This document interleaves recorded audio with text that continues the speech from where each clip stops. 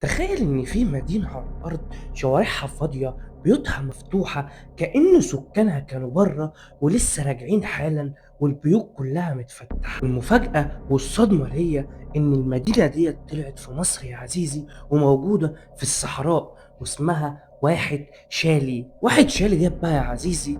كانت مدينة متأسسة من آلاف السنين، والمدينة ديت أهلها كانوا عايشين على مية النهر وبياكلوا منها وبيزرعوا يا عزيزي. بس فجأة حصل معجزة غريبة جدًا، واتصدم كل سكان المدينة ديّة إن المَيّة اختفت تدريجًا واحدة، واحدة. ولكن المفارقة إن كل الناس اختفت تدريجًا برضه، وما حدش كان عارف إن السكان دي بتروح فين، وكانوا بيسيبوا كل حاجة مكانها، حتى الألعاب موجودة، وكل حاجة موجودة في المدينة زي ما هي بالضبط.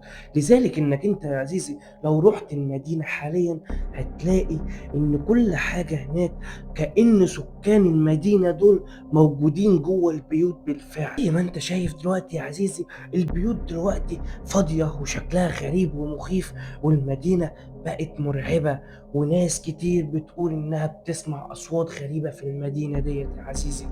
قول لي بقى يا عزيزي، لو انت جاتلك الفرصة إنك تروح المدينة ديت، هتاخد بعضك وتروح ولا هتعمل إيه؟